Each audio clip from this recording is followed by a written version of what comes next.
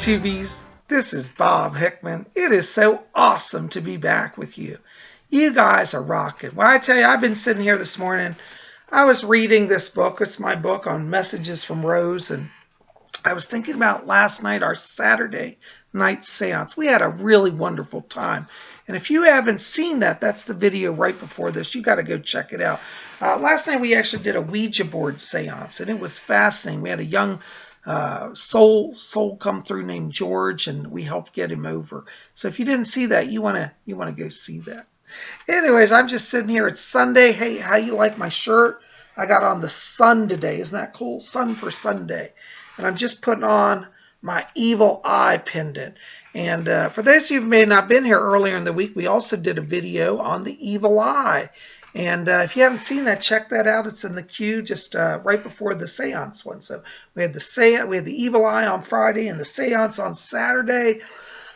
And here we are at Sunday. Whew, it's a little warm here today.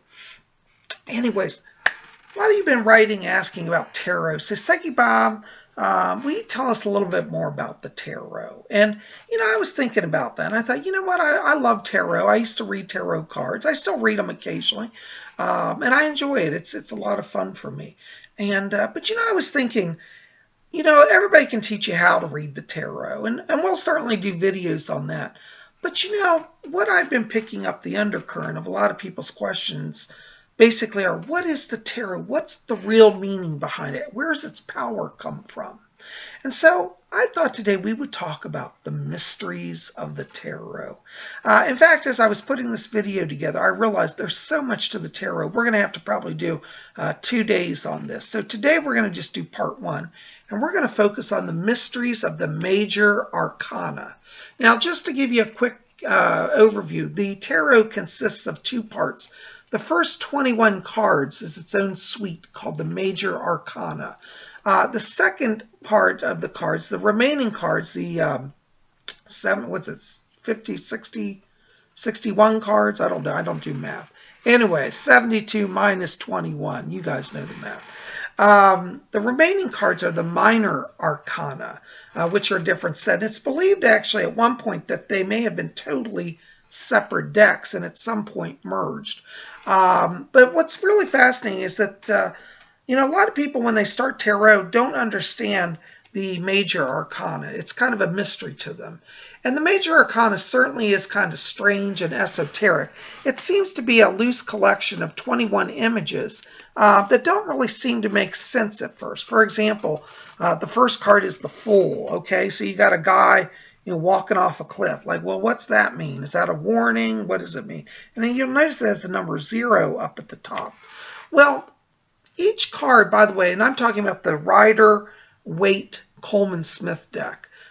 This is the one I'm going to use. By the way, just so you know, there are many tarot decks. The one I use is the Rider-Waite. It's traditionally called the Rider deck or the Rider-Waite. I call it the Rider-Waite Coleman Smith because actually it was a combination of 3 people. It was a publisher named Rider. The guy who designed the story and the tarot images was Arthur Waite. And then there was Pamela Coleman Smith, who was the artist who actually created the images. So it was a combination of 3 people. But Pamela Coleman Smith never gets recognized, and I love her. So this is their deck, and you don't have to use this one. Psychic Bob's not saying this is the only tarot one. It's the one I like. But what's interesting is it consists in the major arcana of 21 cards.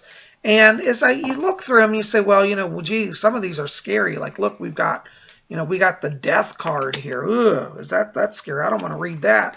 But there's really meanings behind the apparent meanings of the cards. And one of the things I'm going to talk about today is something that I haven't heard any other psychic on YouTube talk about. And that is the true story that's hidden within the tarot. I believe that the tarot has within it universal truths. This is where its power comes from. If you were to say, well, think about how does it work? How do we get messages that are true? And I believe that the ancients who originally designed the tarot used it as a way to encode spiritual truth. And so it's almost like a spell book in a way, because within it is, whenever it's open and read, power is released. And I'm going to show you a secret to the major arcana that many of you may not know. Maybe some of you do, but this is something that I discovered a few years ago, and it's really, really helped me to understand the tarot. So pull up your chairs here. I want to just show you a few things. The tarot is fascinating because the way it works is you want to study each card and understand what it means. But within it, as I said, if you take all the cards and put them together, there's a story that comes out. The first card is the Fool card. And the Fool card, you see, has a 0. And there's a guy walking off a cliff. And at first, this looks kind of crazy. And you're tempted to say, well, gee, that seems to be weird. What's that about? But really what this represents is this is our self at the beginning of life. We are like the young fool, and we are full of optimism, and we head out on our journey of life. We don't perceive dangers because we think we're invincible. And so we begin our journey. Luckily, the sun above us shines on us, and all is right with the world. As we continue our journey, we start to gain skills. And like the magician, we learn how to be skilled in our work. We learn that we have power, that we can control our destiny. We realize that we can set in motion things that last for eternity. You'll notice above his head the eternity sign. And so, like the magician, we learn to be workers, and in some cases even workers of magic. Somewhere along the way, we realized that, gee, maybe many of the messages that our moms gave us as children really were valuable. The High Priestess is the sign of the Great Mother. It represents not only the divine feminine of knowing what's within us, but it also brings to our mind lessons of youth at our mother's knee.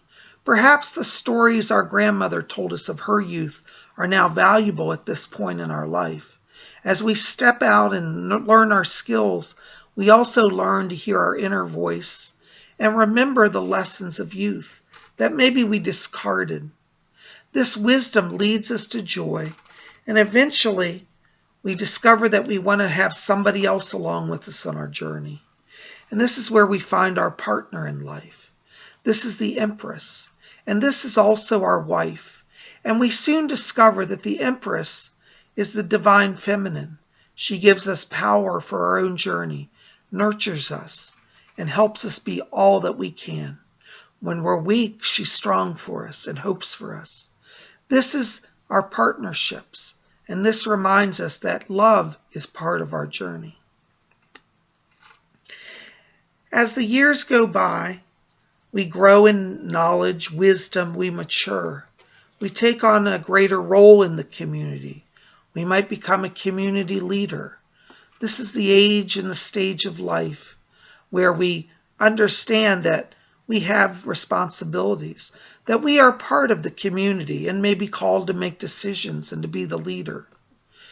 Sometimes we realize that even if we don't get everything we want in the material world, we still have power within, for that comes from love. And we're always the emperor of our own destiny, no matter what else happens. Along the way, we feel that we need guidance. And sometimes we turn to religion and we say, let us find somebody who can be our guide, who can certainly set things right, who can show us. And so we turn to this, the Hierophant. This is the stage of our life where we become very focused on the rules, the regulations, the right way to know God, the right way to say our prayers. This is good for a while, as it encourages us to have form and structure to learn the truths of spirituality. Eventually, though, we find that the leadership that we're under may be severe or harsh. It may limit us. And we start to ask for more. The rules and the regulations aren't enough. And this is when we discover our true love. The lovers is not so much the love of the flesh as much as it is our inner self, our love of our higher self, our knowledge that the spirit in us are one. It reminds us that a divine order is guiding us. Suddenly the rules of religion seem limiting, and we feel that we are constricted. This connection with our own spiritual self makes us want to break free of the rules. We don't feel they apply, and in fact they're limiting. This is a stage in our life where we may leave our churches. We may even lose faith for a while. But eventually, if we let the Spirit that we've discovered, that true joy, guide us, we know that all things will work in the best. At this point, we may say, to find that truth, we need to set out on a journey. We need to go out and find out who we really are. The Chariot says it's okay to step out on that journey. In fact, you need to do it. It will teach you power, and you will learn things that you would never have learned in the old way of religion, the old way of churches. This is the time of exploration. It may involve leaving relationships or moving far away. But the journey leads us to a place to where we then confront our own power, our own mortality, our own fears. The card, a strength card, is a card that is not so much about conquering the outer world as it is about discovering our inner strengths, conquering our inner demons, and finding truth that helps us know how to move forward on our journey. We may come back from our journey with this inner knowledge. We've achieved a lot, but still we need to process it. And so we move into the role of hermit. This is the time of retreat. This is where one retires from the world, perhaps for a short time, in order to again reflect on the strengths and the truth from our journey. From this time, we again discover the inner light, and we focus on seeing it and making it more part of ourselves. From the time of seclusion, though, we feel again the world calling us, and we know that the knowledge and the wisdom we have require us to go back out into the world, to be reconnected to others, and to share the light that we have received. Sometimes, though, this leads to points of frustration as we feel as if we are speaking to others who may not understand our journey. We may find at times that we even are called to make choices that seem less than enlightened for the better good. With our knowledge and power, those who are able to recognize us again call us back to roles of leadership. And in this position, we feel conflicted sometimes. We want to retreat again to the cave of the hermit, yet we're called to make choices in the world. This leads to inner conflict, sometimes known as the hangman.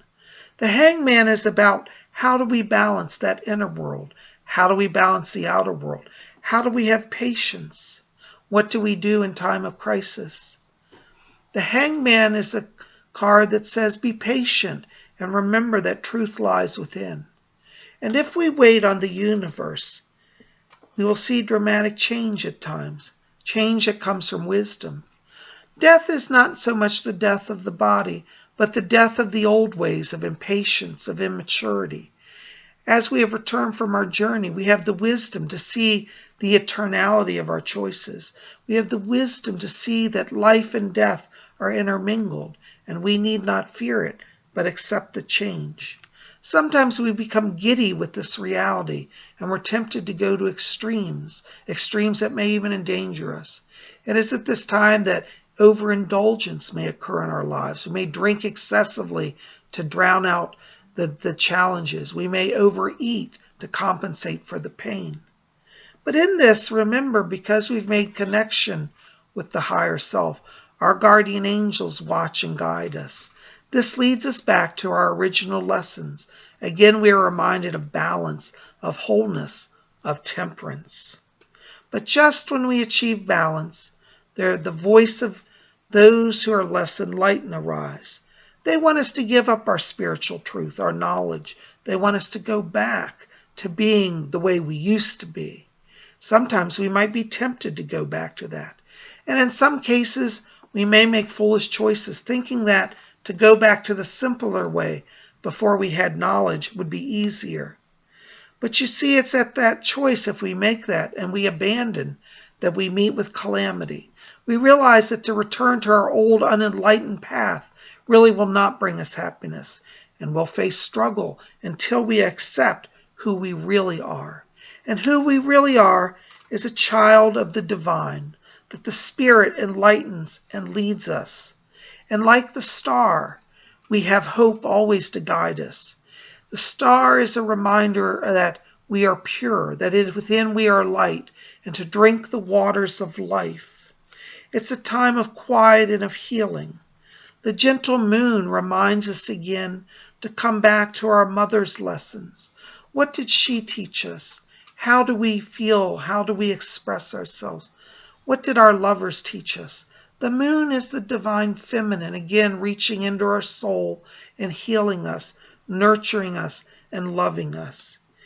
The mother leads us to remember the great Father. The sun is the Father, the light that illumines us. It is the power of our inner selves again to shine bright after our time of rest. We entered the world with wisdom and knowledge. We are called again to make choices, but this time we make judgment, not judgment against others, but judgment against ourselves. We realize at this point in our journey that to love others is the only judgment we face. How do we love ourselves, and how do we love others? This is the hardest judgment. At this point in our journey, we don't fear God. We don't fear devils. We only fear our own feelings for lack of love. And once we realize that love is the key, we let go of self-condemnation and judgment, and we live in the world in harmony with joy and with success. So, I'm just curious, have you ever heard that take on the tarot? Anyways, I think there's a lot of wisdom there. And once you look at the tarot as understanding the soul journey, it takes on a really profound and deep meaning. Anyways, guys, we're going to talk more about the tarot tomorrow. But today I just want to come here and bring to you the insight, one of the mysteries of the tarot. And I think this is often overlooked by many tarot readers. But when you see it, there's an entire story. This is a book, and it is the book of life. We're going to talk more about those influences and how those affect the minor arcana tomorrow and the mysteries revealed in that. So anyways, I hope you'll keep it here at Spirit Channel. I'm so glad you're here. By the way, hope you'll like this, favorite, share it with your friends. Let's get out the word about the spiritual work we do here. And make sure to go see yesterday's video on the seance if you didn't see it. And as it's Sunday, I have up new horoscopes for Sunday. Go over to my website, robert-hickman.com. I have daily horoscopes. If you go to the top of the screen, you'll see the horoscopes tab. Click on it and you get your daily horoscopes. Guys, you are wonderful. Thanks for being here. I'm looking forward to seeing you. We'll be back here tomorrow for part 2 of the mysteries of the tarot.